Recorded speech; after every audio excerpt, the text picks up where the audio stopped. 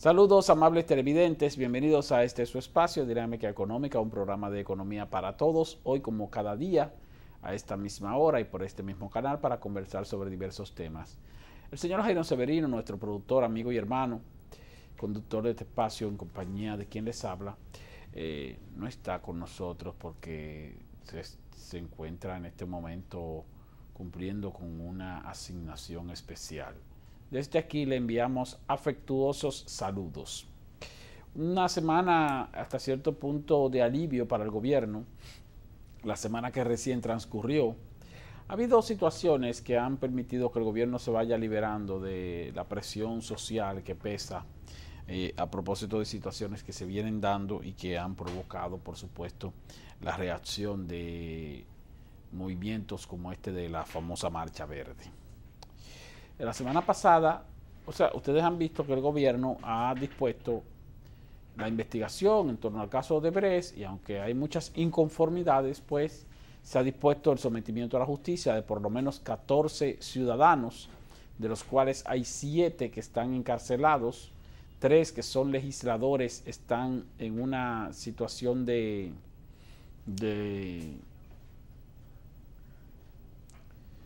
inmunidad parlamentaria.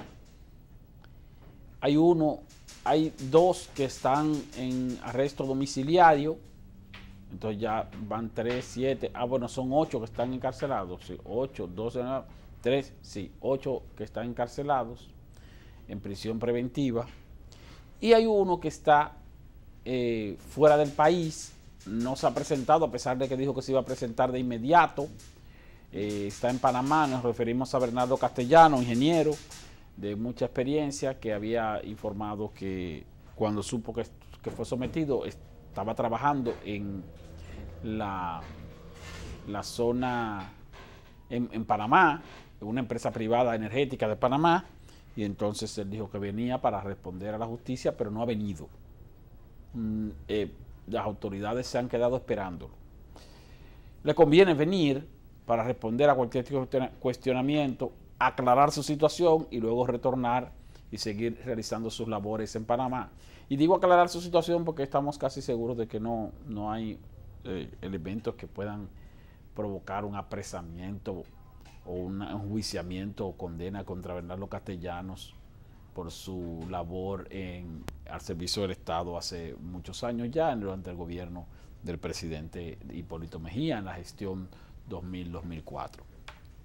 Entonces, esos apresamientos han bajado un poco la tensión y la presión al gobierno porque, en sentido general, la Marcha Verde en contra de la impunidad y la corrupción quería que hubiera algún tipo de acción gubernamental en torno a la denuncia admitida por parte de la empresa brasileña Odebrecht de que ha dado sobornos en el país. Eso es corrupción admitida o reconocida, entonces eso tiene que tener consecuencias. Bueno, ahí está.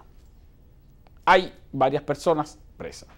Ha habido quejas de que, que si no están todos los que son, que si no son todos los que están, pero aparentemente esos son los que aparecen en las listas que se han dado a conocer. Aparentemente.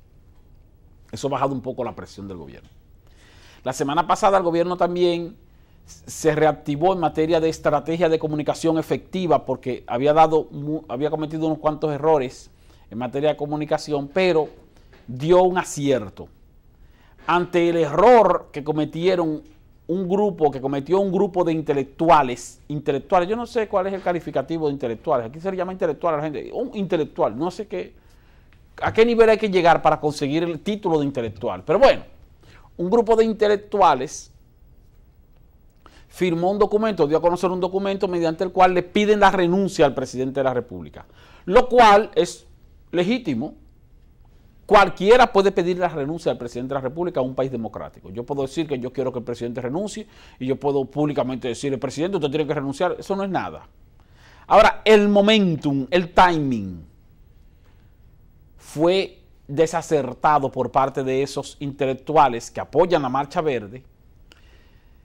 Y entonces, ahí voy con la estrategia comunicacional del gobierno. El gobierno, en términos de comunicación, capitalizó ese error que cometieron los intelectuales que le pidieron su renuncia y aprovechó para generar una avalancha de opinión pública favorable de defensa de su condición de presidente elegido legítimamente mediante los procedimientos constitucionales establecidos, es decir, mediante el voto popular. Entonces, el gobierno aprovechó, movilizó a sus comunicadores afines y hasta los que no son comunicadores afines, que también expresaron su defensa a la necesidad de que nuestro gobierno cumpla con el periodo constitucional previsto y no que se vaya a producir algún tipo de desestabilización con una renuncia bajo presión. Entonces, ese aprovechamiento que hizo el gobierno en términos mediáticos de capitalizar un error de la oposición que representa la Marcha Verde, pues también le bajó la presión al presidente Danilo Medina. No estamos diciendo que su popularidad haya aumentado, pero bajó la presión en contra del gobierno y del presidente Medina, bajó también ahí. Consiguió muchos adeptos coyunturales que defienden, como yo defiendo, la permanencia del presidente y de los funcionarios electos hasta que cumplan su periodo gubernamental, mal o bien, pero que renuncien no. Entonces, que repito, es un derecho solicitar la renuncia de alguien, eso no tiene nada de malo. En la democracia eso se vale. Lo que no se vale es cometer el error de reclamar eso en un momento en que no cabe, en que no cae bien.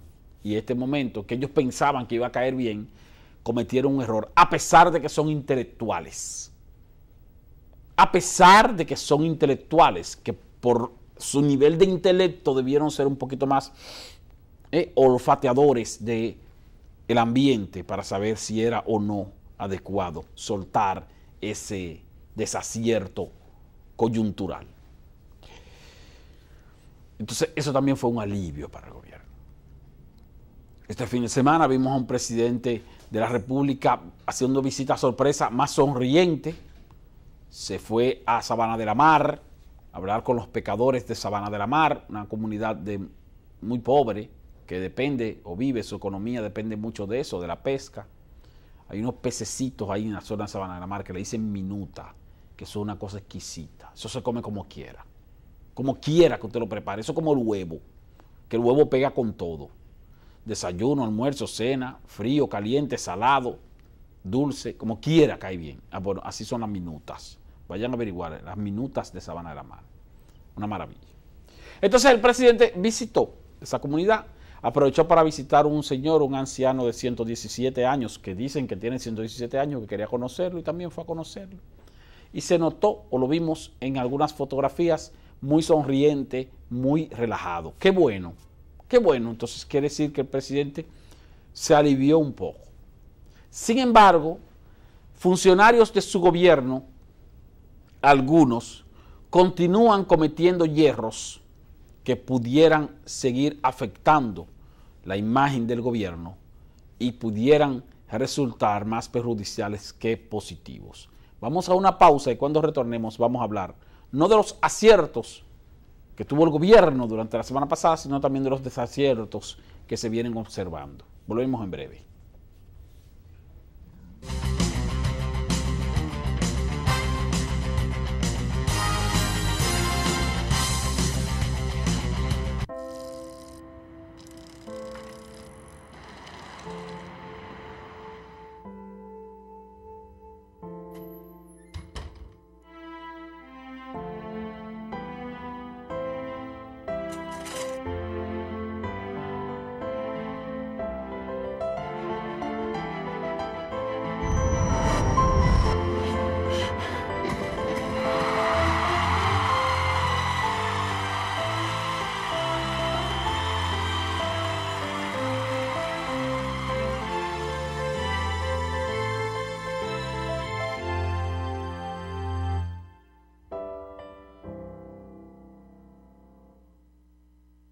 ¿Por qué es importante el crecimiento económico? Imagina que la economía no está creciendo y no se están generando suficientes empleos. A tu hija, que se acaba de graduar de la universidad después de tanto esfuerzo, se le dificulta encontrar un buen empleo y tú estás en riesgo de perder el tuyo. Ante la falta de crecimiento económico, las empresas están cerrando y nadie está dispuesto a invertir. Como consecuencia, tu familia no podrá aspirar al nivel de vida que soñaste para ellos. Por esto, el Banco Central contribuye a un crecimiento sostenido de la economía a través de la implementación de una política monetaria orientada a mantener la estabilidad de precios, mientras procura la regulación eficiente del sistema financiero y el adecuado funcionamiento de los sistemas de pagos. Un crecimiento económico estable crea un clima adecuado para el aumento de la inversión, promueve la creación de empleos y el aumento del ingreso, lo cual, unido a la ejecución de políticas públicas, contribuye a reducir la pobreza, es decir, el crecimiento económico sostenible. Sienta las bases necesarias para alcanzar el desarrollo y mejorar las condiciones de vida de tu familia, permitiéndole un mayor acceso a bienes como electrodomésticos, muebles, computadoras, transporte, porque cuando una economía crece de forma estable y sostenible en el tiempo, tus sueños de hoy serán tus logros del mañana. Campaña de Educación Económica y Financiera del Banco Central de la República Dominicana. Por la estabilidad y el crecimiento.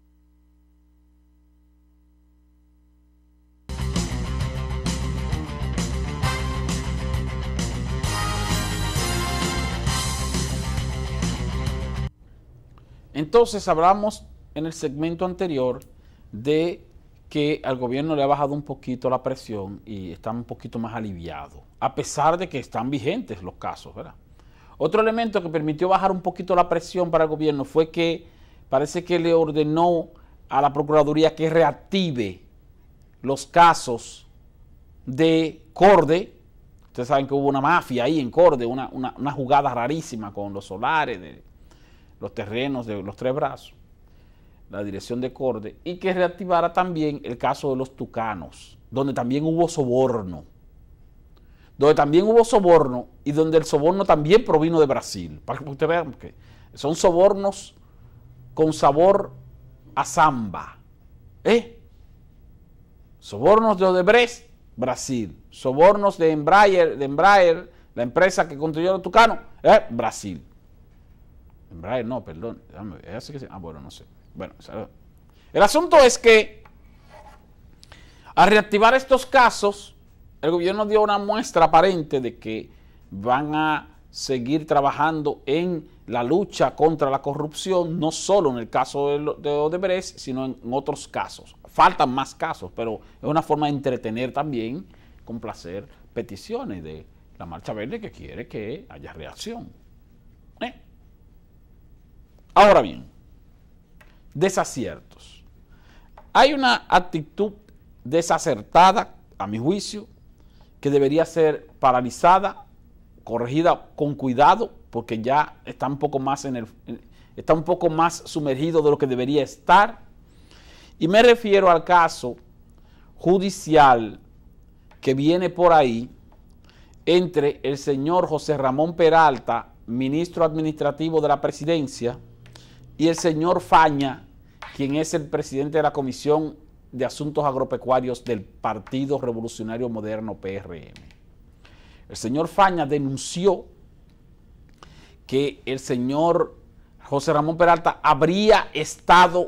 estaría utilizando sus influencias políticas para beneficiar empresas particulares con los permisos de importación de productos, principalmente de habichuelas y otros bienes, otros víveres o viandas que se comercializan en el país.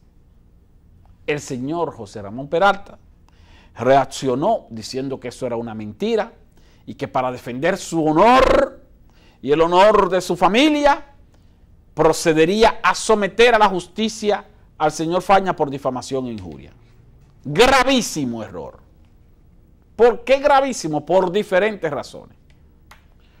Una de ellas, el señor José Ramón Peralta ciertamente ha visto beneficiar a sus empresas en los últimos 4 años. Y aunque no sea por influencia suya como hombre cercano y poderoso del gobierno, como quiera, la percepción va a ser esa.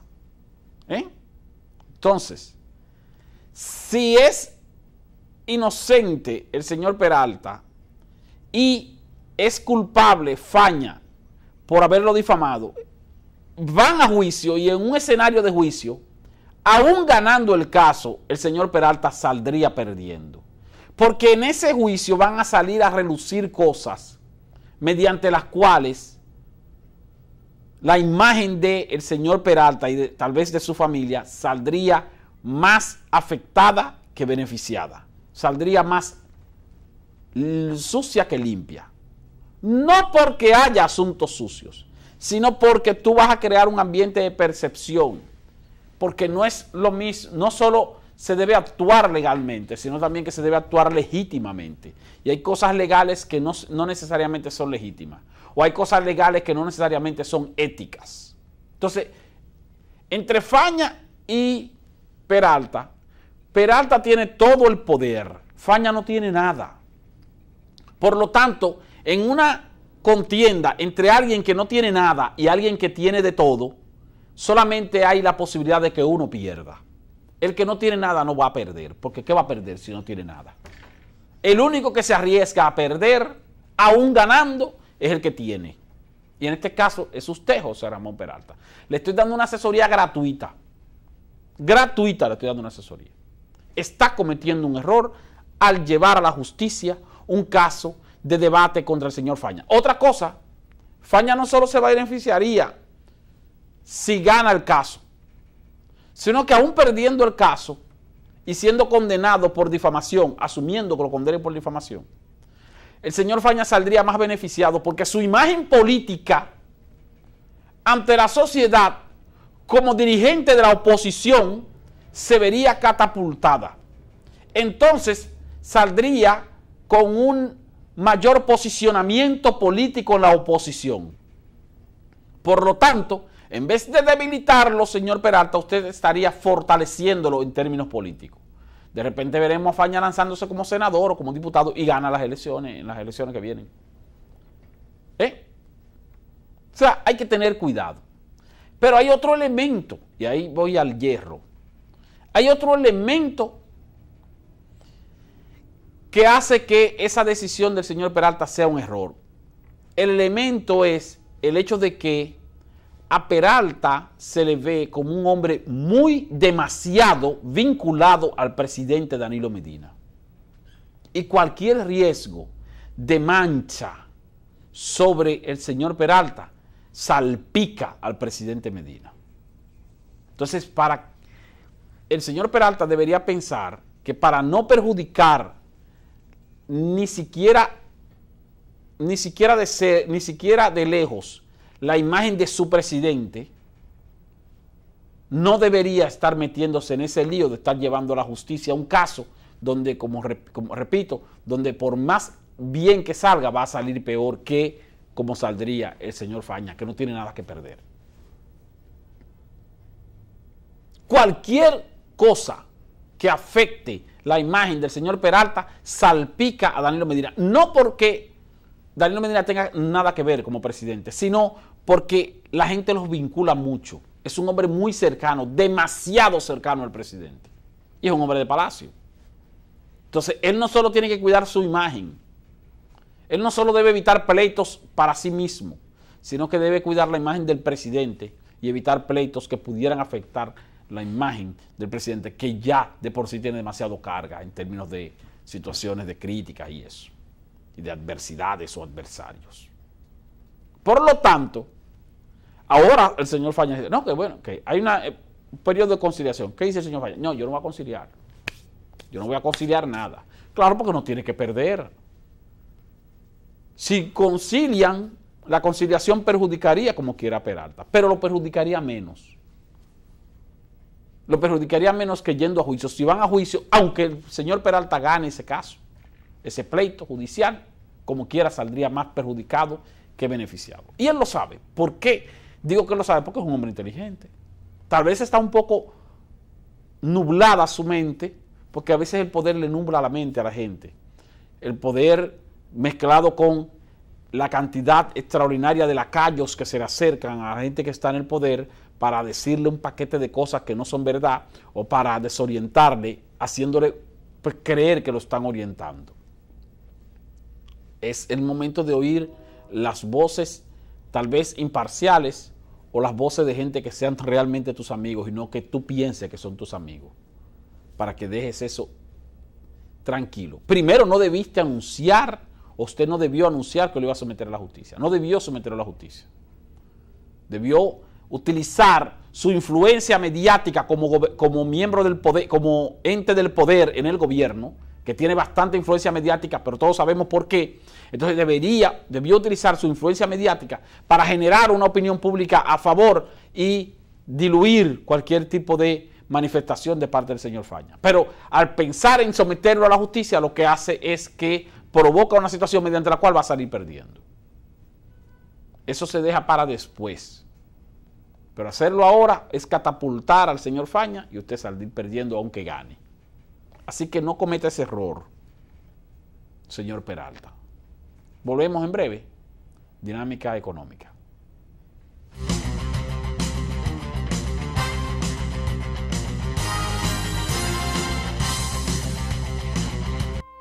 Atendemos casos, ayudamos personas.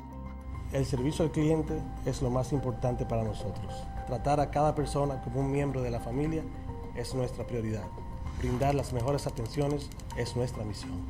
Yo fui víctima de un fraude electrónico vía internet. Pude ir al banco del cual me fue sustraído el dinero a tratar de que me dieran auxilio. Llegué a ProUsuarios, hice la reclamación formal y para mi sorpresa, la superintendencia resuelve que el banco me devuelva mi dinero, ya tú sabes. Sentí en ProUsuarios un equipo dispuesto a darme servicio. Así me sentí en ProUsuarios. Superintendencia de Bancos de la República Dominicana. Cuentas con nosotros.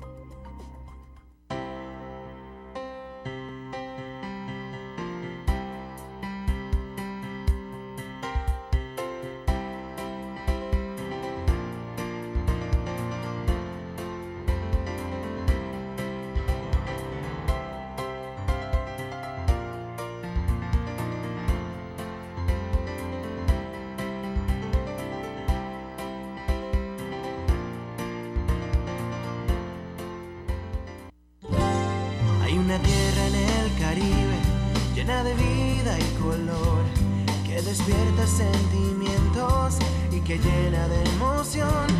Siempre ha sido la primera, de riquezas está llena, de alegría que se entrega a quien a esta tierra llega. Es una tierra de primera, una tierra con historia que nos corre por las venas.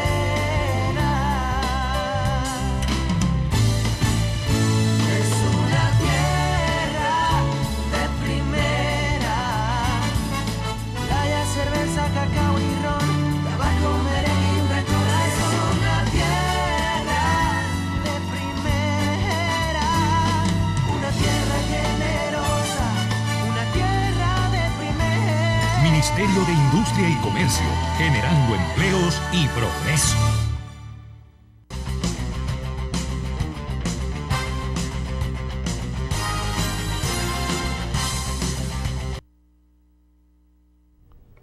Seguimos con este espacio de dinámica económica. Y hablando de eso, de los errores de incurrir en sometimiento a la justicia de determinadas personas por determinada crítica mediante la cual se pudiera tener o no razón, uno observa, por ejemplo, yo observo el caso de Punta Catalina, muy vinculado con el escándalo de Odebrecht. ¿Por qué? Porque como Odebrecht forma parte del consorcio que está construyendo la central termoeléctrica de Punta Catalina, el consorcio Tecnimont Odebrecht Estrella, ese consorcio, como Odebrecht está ahí, entonces muchos asumen que Punta Catalina pudiera haber recibido soborno, porque Odebrecht está ahí, o sea, una presunción. Hay sectores que andan por ahí diciéndolo como que es condicionando al país con una mentira, diciendo, no, ahí hubo soborno y el dinero que entró en esa época fue para eso, aspectos difamatorios. Pero, ¿qué van a hacer los representantes de la CDE, de la CDEE, que formaron parte de la comisión de licitación de esa planta, que han sido cuestionados, que han sido difamados, principalmente el señor Rubén Jiménez Bichara, que han sido maltratados por algunos sectores de la oposición política y de la oposición no política, pero sí interesada, que quisieran afectar la imagen del gobierno a través de ese proyecto? Pero imagínese usted entonces que salga Rubén Bichara a estar sometiendo gente a la justicia. En vez de ganar, se perjudicaría. Porque aunque demostrase que ciertamente ahí no hubo soborno, como quiera va a quedar la percepción. Entonces, para que esa percepción no crezca, es mejor dejar que el tiempo diga la verdad y no tratar de imponer la verdad con base en los hechos. Con base en la presentación de pruebas o de argumentos. Imponer la verdad con base en la presentación de pruebas o de argumentos puede salir más costosa, porque puede ser que esa verdad, como quiera, no llegue al convencimiento de la gente.